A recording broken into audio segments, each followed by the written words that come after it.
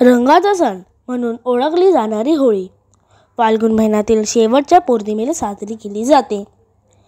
कोकणात होळी म्हणजेच शिमगा अत्यंत उत्साह व आनंदात साजरा केला जातो. गावोगावी शिमगा साजरा करण्याच्या रूढी परंपरा वेगळे आहेत.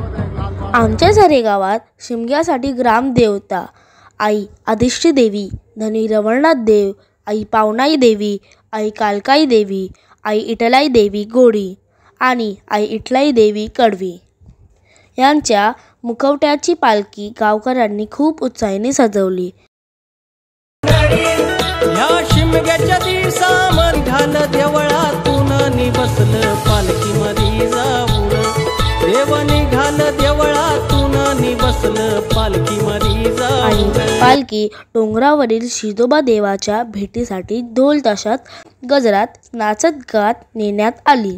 आज आमच्या वाडीत पालखी येणार म्हणून आम्ही सर्वच खूप उत्साहित होतो.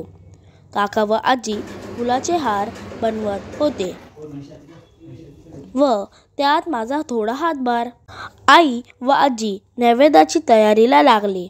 तसेच पालखीच्या स्वागतासाठी घराबाहेर रांगोळ्या काढल्या गेल्या, त्यातही माझा हातभार होताच.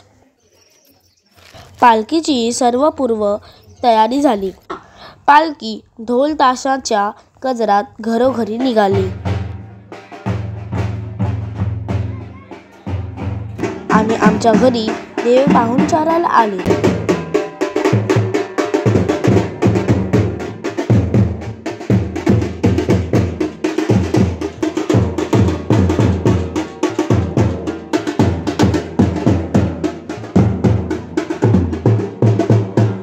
काकांनी पालखी घरी आणल्यावर पालखीचे पाय धुतले.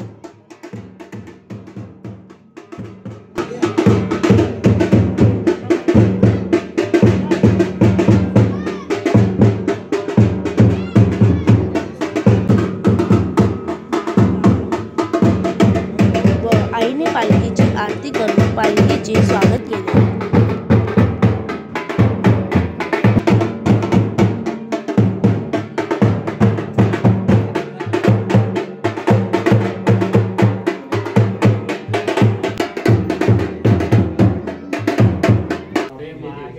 काकांनी गंध फुलांनी यथासांग पूजा करून धूप आरती केली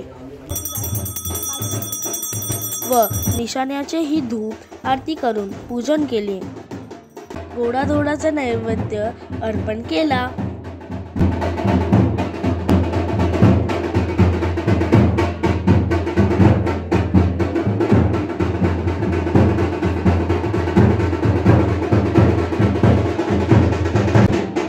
पालखीला फुलांचा हार व शेलार अर्पण केला.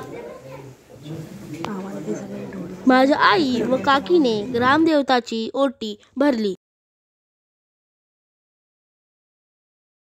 गावकऱ्यांनी गाऱ्हाण घातली.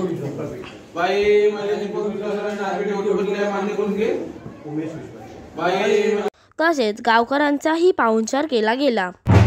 पालखीचा सर्व वाडीतील घरातला पाहुणचाराचा सोहळा पार पडल्यावर पालखी मांडावर विश्रांतीसाठी नेण्यात आली.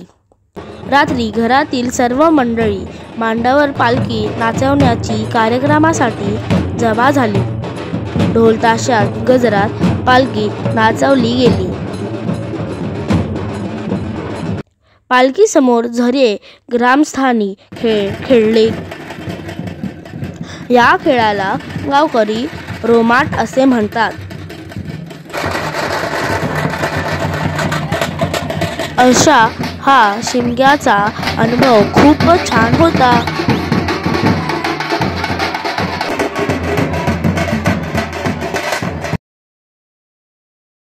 धन्यवाद.